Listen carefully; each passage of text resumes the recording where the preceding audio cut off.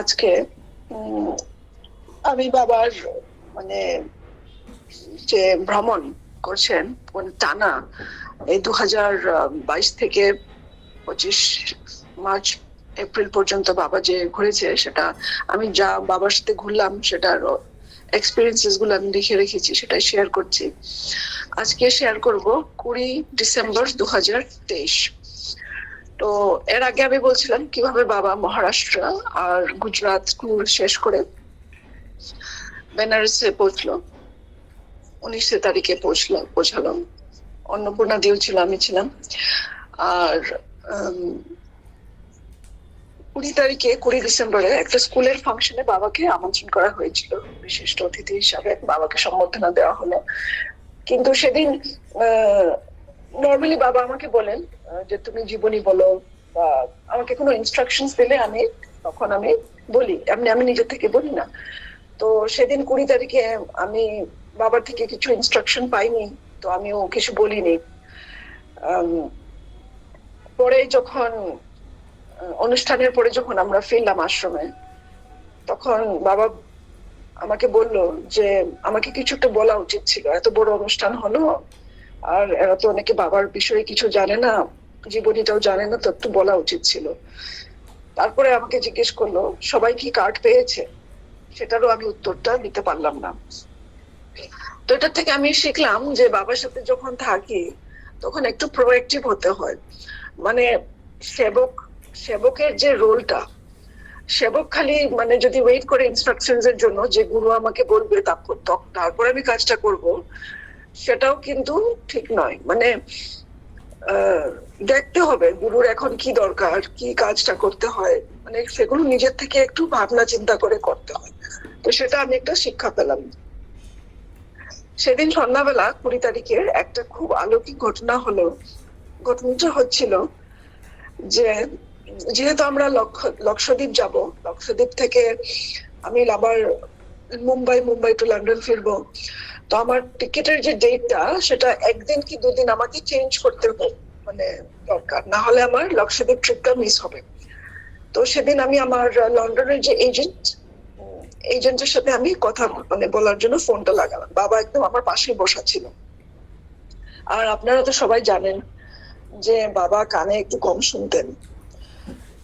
তো বাবার কাছে বসা, আর আমি কনভারসেশনটা এদের সাথে করছি। তখন ওরা বললো যে দুদিন যদি বা একদিনও যদি টিকিটটা যদি চেঞ্জ করে, তাহলে আমাকে এক্সট্রা 40,000 টাকা দিতে হবে। একদিনের চেঞ্জ করো বা দুদিন চেঞ্জ করো, আমাকে এক্সট্রা চার্জটা দিতে হবে, সেটা হচ্ছে 40,000। তো আমার কি মন গেল, আমি বাবাকে কথাটা শোনালাম। আমার কাছে বসা, বাবা আমাকে 40,000 দিয়ে টিকিটটা চেঞ্জ করাতে হচ্ছে। বাবাকে বলা মুহূর্তে 1 সেকেন্ড বা 2 সেকেন্ডের মধ্যে আবার ওই লোকটা ফোনের মধ্যে যে আছে, লন্ডন থেকে ফোন, এজেন্ট আমার বসা, হঠাৎ এজেন্ট আমাকে বললো, যেই মাত্র আমি বাবাকে শোনালাম কথাটা, তার 2-3 সেকেন্ড পরে এজেন্ট বললো, আচ্ছা দাঁড়ান দাঁড়ান দাঁড়ান, আরেকটা টিকিট পাচ্ছি, সেখানে আপনাকে 40,000 দিতে হবে না, তার অর্ধেক দাম, 20,000 দিলেই আপনার কাজ হয়ে যাবে। এটা একটা আমি খুব, আমার মধ্যে এটা একটা মিরাকলের মতন ছিল। কিভাবে বাবাকে আমি জাস্ট কথাটা একটু শোনালাম, আর কিভাবে বাবা লন্ডনের মধ্যে টিকিট এজেন্টের কম্পিউটারে ঢুকে কিভাবে বাবা প্রসেসিং করে ওর সামনে ওই এমন একটা টিকিট বের করে দিল, যেটাতে টিকিটের কস্টিংটা অর্ধেক হয়ে গেল। এটা খুব একটা অলৌকিক আমি দেখলাম।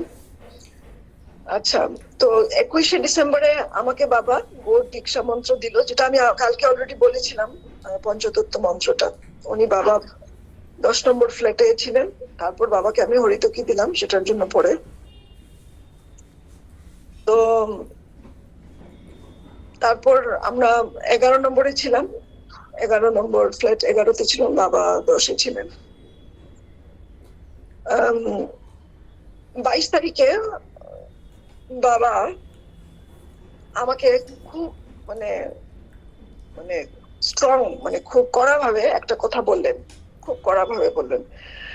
তো সেটা একটা পার্সোনাল শিক্ষা ছিল যে আমি একটা ভুল কাজ করতে চাইছিলাম, যেটা বাবা কিন্তু, আমি বাবাকে বলিনি বাবা এই কাজটা আমি করব, কিন্তু বাবা জানেন আমি এই কাজটা করলে আমার কি হবে আর এই কাজটা যে করা উচিত না সেটাও বাবা আমাকে বললেন। তো আমি সঙ্গে সঙ্গে বাবার কথা শুনলাম, সেটাতে আমার অনেকটা আমি বিপদ থেকে আমি নিজে বেঁচে গেলাম। তো এই ধরনের মানে বাবা আগে থেকে ফিউচারটা দেখে আমাকে অলরেডি ওয়ার্নিং দিয়ে দেয়, কাজটা তুমি যদি করো তোমার এই হতে পারে। তো যাই হোক, কারণ এটা কথা আমি শেয়ার করছি কারণ আমরা অনেক সময় ভাবি যে আমরা গুরু হচ্ছে আধ্যাত্মিক লাইনের, গুরুকে আমরা আমাদের মেটেরিয়াল লাইনের কথা বললে হয়তো গুরু বুঝবে না, গুরুর জ্ঞান নেই, এই ধরনের একটা আমরা মনুষ্য বুদ্ধি করি যে গুরু হচ্ছে শুধু আধ্যাত্মিক লাইন। অ্যাকচুয়ালি যে গুরু সাক্ষাৎ ভগবান, আমরা যেভাবে ভগবানের কাছে সবকিছুই মানে সমর্পণ করে কথা জিজ্ঞেস করি বা কথা বলি, গুরুরও সেই একই রোল। আচ্ছা, 23 ডিসেম্বরে 2023-এ 23 ডিসেম্বর 2003 সেদিন একটা আমার সাথে একটা খুব মানে সেদিন আমি কি বলবো, আমার সেদিন পরীক্ষার দিন। তো আমি যে বাবার লোকে ঘুরি বা যারা ভক্তরা বাবার লোকে মানে একটু কাছের থেকে ঘুরে, কিন্তু বাবা একটু পরীক্ষা করে, মাঝে মাঝে পরীক্ষা নেয়। এটা আমি কি করে বুঝলাম? আচ্ছা, আমার সাথে এই ঘটনাটা ঘটলো আর একটা মানে আমার সামনে একটা জালের মতন তৈরি হলো, সেটাতে আমি পুরোপুরি ফেসে গেলাম। মানে বাবা অনেক সময় পরীক্ষা করে যে এই সাধকটা সাধনা করছে বা জব করছে, তো জবের কি এখন পর্যন্ত জব থেকেও মানে কি কন্ট্রোল করতে পারছে, কি কাম কন্ট্রোল করতে পারছে, কি ক্রোধ কন্ট্রোল করতে পারছে, কি লোভ কন্ট্রোল। এমন ভাবে বাবা পরিস্থিতি ফেলে দেয় যেটা আমাদের যে রিপুগুলো বেরিয়ে আসে। তো এইরকম আমি একটা ঘটনা শেয়ার করছি। আমি আচ্ছা, আমি এখানে ভক্তের নামগুলো বলবো না কারণ ওদের পারমিশন নিয়ে আমি তো কথা বলছি না, তো আমি আমার পার্সোনাল কথা বলছি, আমি এখানে কারোর নাম উল্লেখ করবো না। আচ্ছা, আমি আর এক ভক্ত, আমরা বাবাই ভক্তকে নির্দেশ দিল যে তুমি মাসি সুতে যাও, দুর্গা মন্দিরের কাছে গিয়ে দান করো। তো ভক্তটা খুবই পরম ভক্ত বাবার, আমাকে বললো চলো মাসি দান করি। আমি গেলাম। তো দান করতে গিয়ে আমি ওই যে ভক্ত উনি কিন্তু এক্সপার্ট, দানের এক্সপার্ট, কিন্তু আমি তো এক্সপার্ট না। আমার উচিত ছিল যে ওনার নির্দেশে আমি দানটা করবো।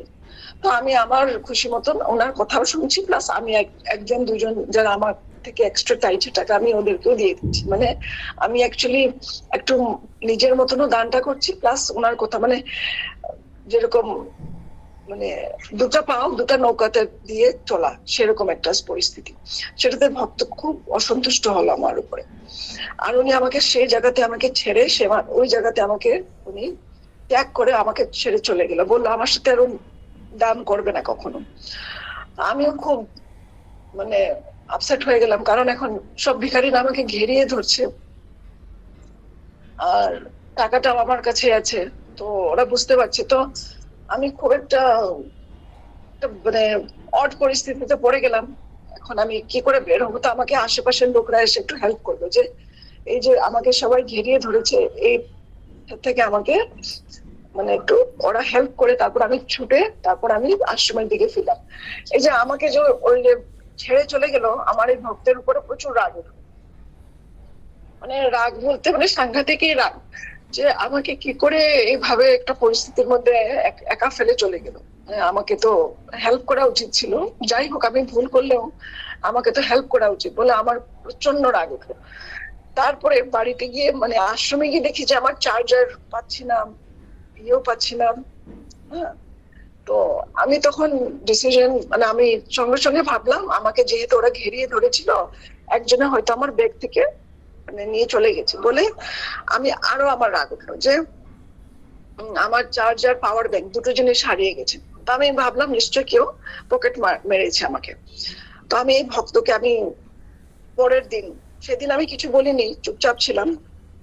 পরের দিন আমি ভক্তকে বললাম যে দেখো আমার কিন্তু চার্জারও মিসিং, পাওয়ার ব্যাংকও মিসিং, তুমি আমাকে এরকম ছেড়ে চলে গেছো, এই জন্য এই ঘটনাটা ঘটলো আমার সাথে। আমি তো খুব বিপদে পড়ে গেছিলাম, তো তোমাকে এই জরিমানা তোমাকে দিতে হবে, আমাকে এই জরিমানাটা, আমি বললাম। ওই ভক্ত বললো ঠিক আছে দিয়ে দেবো বলে সে আমাকে পরের দিন আমাকে 1000 টাকা দিল। কিন্তু যে মাত্র সে আমাকে টাকা দিল একটু পরে আমি চার্জারও পেয়ে গেলাম, পাওয়ার ব্যাংকও পেয়ে গেলাম, আর আমি টাকাটা ওকে ঘুরিয়ে দিলাম। কিন্তু এই ঘটনাতে ভক্তটা প্রচন্ড মনে আঘাত পেল, মনে কষ্ট পেল, আমি কি করে আমার তো প্রচুর রাগ হচ্ছিল। আচ্ছা, এরপরে আমি কি করলাম, 24 তারিখে 24 তারিখে আমি বাবাকে ঘটনাটা পুরোপুরি সব খুলে সবকিছু বললাম, কি ঘটনা হলো কি না হলো। আর বাবা ঘটনাটা শোনার পরে ভক্তকে প্রচুর আমার সামনে একটু বাবা করলো যে কেন ফেলে চলে গেছে, এরকম কিছু একটা বললো। সেটাতে ভক্ত আরো কষ্ট পেলো, মানে যে বাবা মাসির সাইড নিচ্ছে, বাবা কিন্তু আমার সাইড নিল না, এটাতে আরো ভক্তটা কষ্ট পেলো।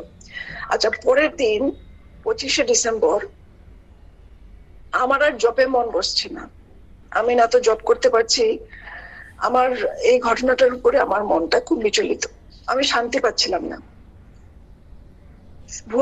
আমি তো ছিলাম 11 নম্বর ফ্ল্যাটে ছিলাম, আর বাবাও কিন্তু সেদিন রাত্রে 24 নম্বর রাত্রে, কারণ বাবা যাত্রার আগে কিন্তু বাবা 11 নম্বর ফ্ল্যাটে এসে শোন, তো বাবা 11 নম্বর ফ্ল্যাটে ছিলেন, ভিতরে রুমে ছিলেন। তো ভিতর থেকে যে আমি ভোর 3টার থেকে চেষ্টা করছি জব করার, কিছুতেই মন বসছে না। 3 ঘন্টা আমি চেষ্টা করার পরে বাবা 6টার সময় কাছের রুম থেকে বেরিয়ে আসলো, এসে আমার সামনে বসতে বললো, মানে বাবা বললো আমার সামনে বসো, আমি বসলাম। তখন বাবা আমাকে বলল, এই কথাগুলো বলল যে প্রতিদিন সকালবেলা আমি আমাকে বলি আমি কাহাকেও দুঃখ দেব না, আমি কাহারও ব্যবহারে দুঃখিত হব না।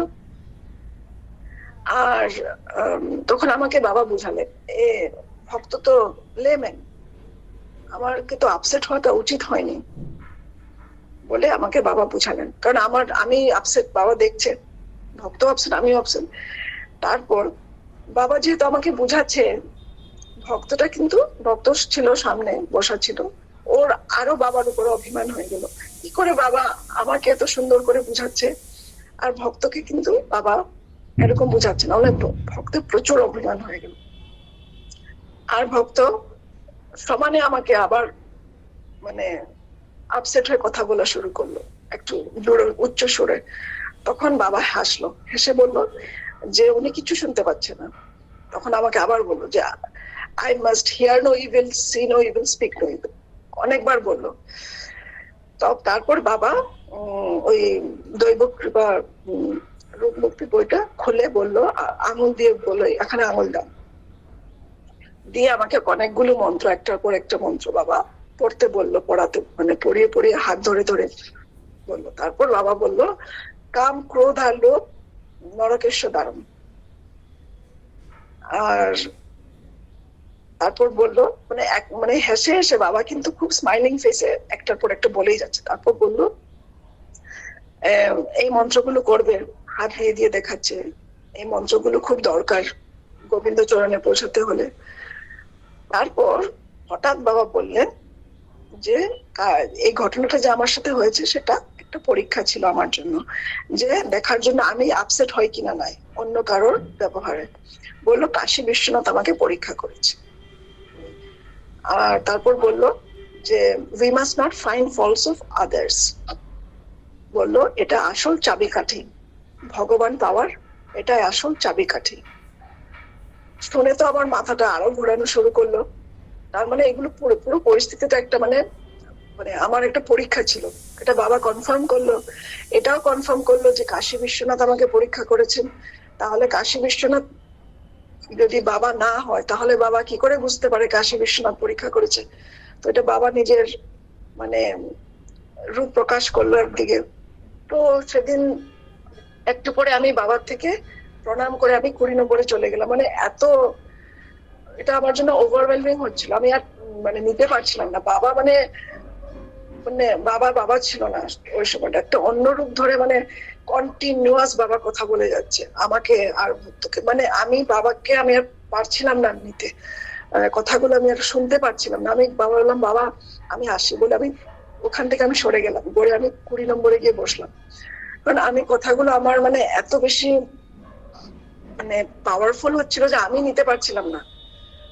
তখন 20 নম্বরে বসে আমি চিন্তা করছি কি হলো, হাই ভগবান কি হলো, আমি পরীক্ষাতে ফেল করলাম। বলে ভাবলাম যে আমাকে তো বাবাকে কমপ্লেন করাটা উচিত হয়নি, আমি মহাদেবের পরীক্ষাটা ফেল করলাম। পরবর্তীকালে আমি বুঝলাম যে বাবা আমাদেরকে কত ভালোবাসে, যে এইগুলো মানে কত সুন্দর করে বাবা বুঝিয়ে দিলেন যে আমরা কোথায় কোথায় ভুল করি। তখন আমি একটা কথা ভাবছিলাম 20 নম্বরে বসে, কারণ আমি বাবার সাথে আর বসতে পারছিলাম না, মানে এটা মানে নিতে পারছিলাম না। তখন আমি 20 নম্বরে বসে একটা আমার কথা মনে পড়লো যে হরিদাস ঠাকুর, উনি পরম বৈষ্ণব, ওনাকে 22 বাজারে খুব মানে প্রহার করা হয়েছিল, ওনাকে আঘাত করা হয়েছিল, কিন্তু হরিদাস ঠাকুর সবসময় হরিনাম হরে কৃষ্ণ মহামন্ত্র জপ করে গেছিলেন। আর যে দুজন সিপাহী ওনাকে যে মারছিলেন, কৃষ্ণকে প্রে করছিল যে মানে কৃষ্ণ তুমি এদেরকে ক্ষমা করে দাও, এরা জানে না এরা কি করছে। তো এটা হচ্ছে একটা পরম বৈষ্ণবের কোয়ালিটি। পরম বৈষ্ণব যারা বৈষ্ণব হয়, এরা ভগবান থেকে জপের মাধ্যমে কোনোদিন নিজের সুখ বা নিজের আরাম, নিজের ফেসিলিটিস প্রিভিলেজেস এগুলো চায় না। আর স্পেশালি অন্যদেরকে কষ্ট দিয়ে নিজের সুখ সেটা তো আরোই চায় না, বৈষ্ণবের সিদ্ধান্তের বিরোধী। তো এগুলো চিন্তা করছিলাম আর ভাবছিলাম আমি কি করে বৈষ্ণবের বিরোধী আচরণ করলাম। ভীষণই লজ্জিত হলাম, ভীষণই লজ্জিত। পরে আমি ক্ষমা চাইলাম ভক্তর হাত, আমি ক্ষমা চাইলাম, ভক্ত আমাকে ক্ষমা, একটু টাইম লেগেছে, পরে ক্ষমা করে দিল, কিন্তু আমি প্রচুর ক্ষমা চাইছি। তারপর সেদিন আমি একটা প্রমিস করেছিলাম, যেটা প্রমিস আজ পর্যন্ত আমি ভালো করে করতে পারছি না, যে I will not find faults of others no matter what. আমার সাথে যদি কোনো ইনজাস্টিস হয় আমি এটা ভগবানের ইচ্ছা বলে মেনে নেব। আর ভগবানকে আমি আমার মানে দয়নীয় পরিস্থিতি বা অশুভ পরিস্থিতি বা সে পরিস্থিতি থেকে আমি বাঁচানোর জন্য আমি ভগবানকে প্রার্থনা করব না। এই যা কিছু আমার উপরে হচ্ছে এটা আমার প্রারব্ধ বলে আমি মেনে নেব, এটা আমি সেদিন সংকল্প করলাম। আজ পর্যন্ত এই সংকল্পটা আমি পালন করার চেষ্টাই মাত্র করে যাচ্ছি। আমি জানি না বাবার কৃপা, কৃপা তো আছেই, কিন্তু আমি কখন কৃপাটা আমি নিতে পারবো। প্রচুর প্রচুর কৃপা বাবার সব ভক্তের উপরেই। তো যাই হোক, আজকে এই তারপরে আমি এখানে বিরাম দিচ্ছি। কোনো ভুল ত্রুটি আপনারা নিজে মনে ক্ষমা করে